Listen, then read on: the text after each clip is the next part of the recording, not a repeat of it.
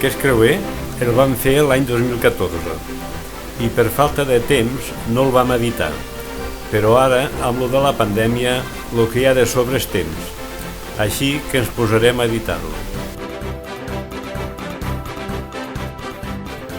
Hem pujat al vaixell a les 4 de la tarda i a les 8 salparem, i després de 2 nits i tot un dia de navegació, arribarem a Casablanca aproximadament a les 8 del matí.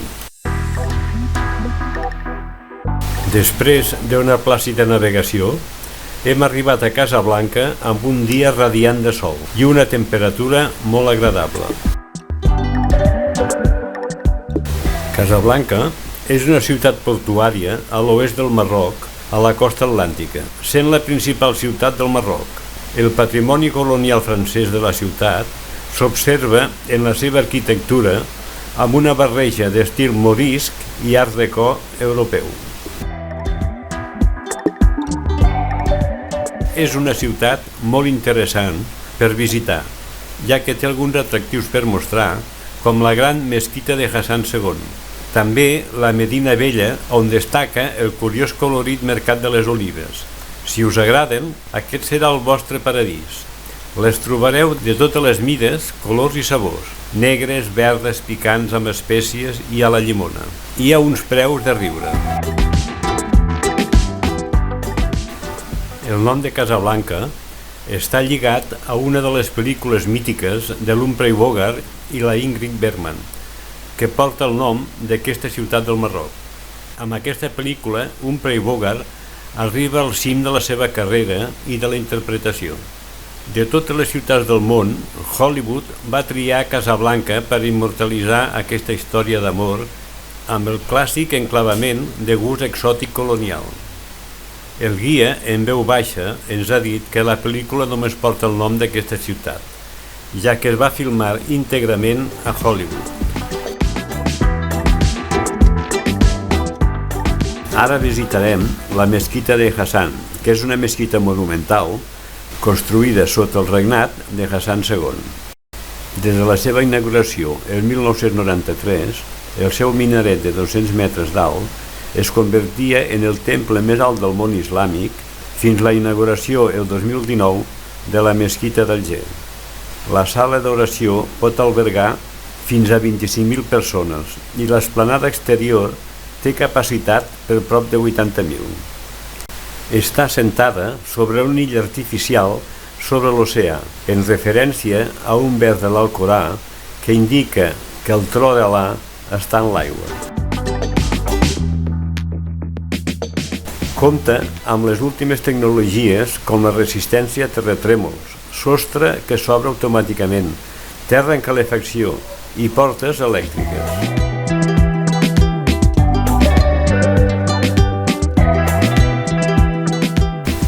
Ressenya històrica de Casablanca.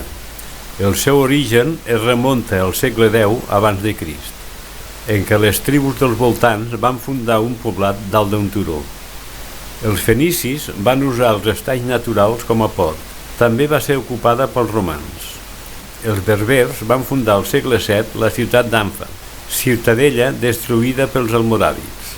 Al segle XIV, els merenís la van refundar convertint-se en un port corsari, sent destruïda pels portuguesos al segle XVI, on van erigir una nova ciutat anomenada Casablanca, i aquests van ser expulsats pels marroquins al segle XVIII.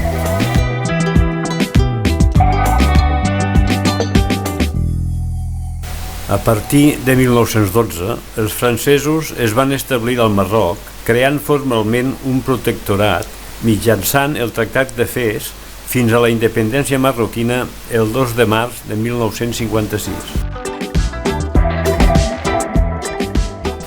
A la història moderna de la humanitat, aquesta ciutat de Casablanca té un gran pes, perquè aquí es va realitzar l'any 1943 la transcendental reunió entre Roosevelt i Churchill, en la qual es va decidir la invasió del dia D a Europa.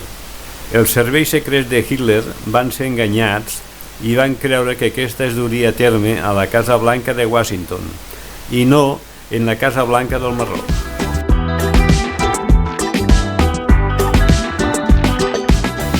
L'actual Palau de Justícia és un edifici administratiu construït entre 1941 i 42, al barri de Habús.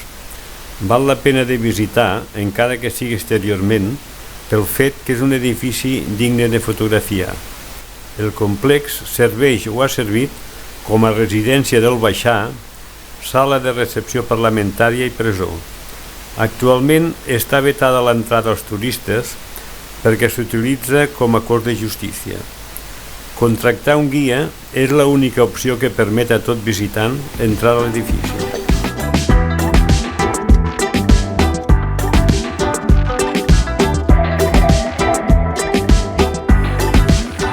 Després de visitar Casablanca, salpem rumb a Madeira.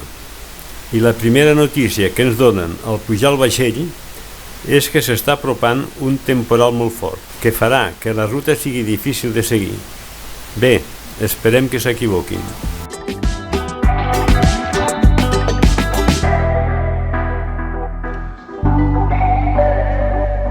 Després de sopar anirem al teatre.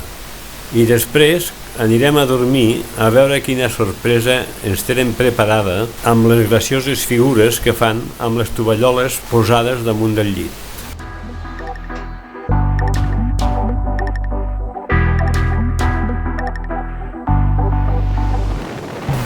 Després d'una nit molt moguda, ens hem llevat i hem anat a esmorzar.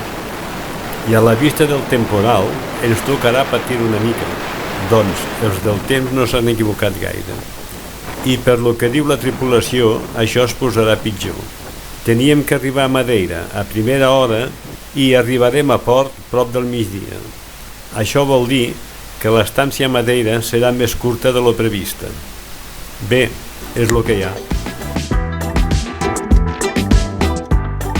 Estem a punt d'arribar a Madeira i la tempesta va a més. Esperem que mentre visitem la illa el temps millori.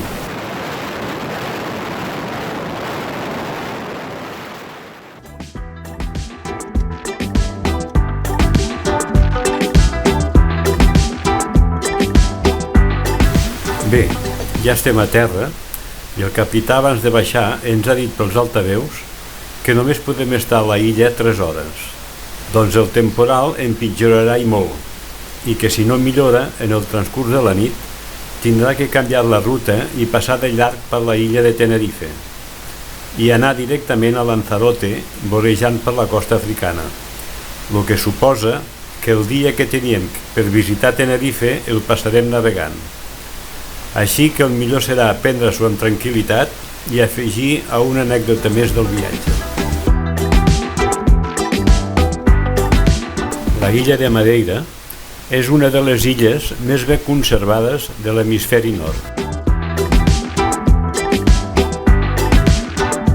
La principal activitat econòmica de Madeira és el turisme, rebent molts visitants d'Europa durant tot l'any, que busquen la suavitat del clima. A més, la influència de la corrent calenta del Golf de Mèxic fa que les seves aigües siguin temperades entre els 22 i 18 graus.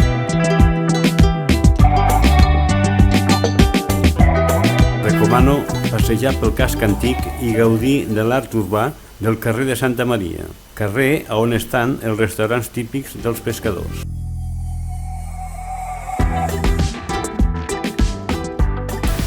Ja hem deixat enrere Madeira i tal com veiem que s'està posant la mar i la cara de preocupació de la tripulació, això vol dir que anirà pitjor.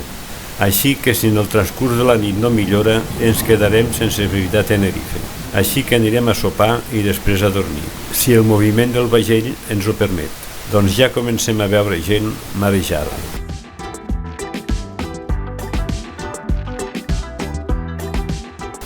Hem passat la nit del lloro pel moviment del vaixell, que donava la sensació que s'havia de trencar d'un moment a l'altre. Després d'esmorzar, hem intentat sortir a coberta per fer fotos, però ens ha estat impossible pel fort vent i l'aigua. I el vaixell ja fa estona que ha posat prou a Lanzarote. Així que aquí posarem fi al primer capítol del vídeo i el pròxim capítol el començarem navegant a Lanzarote.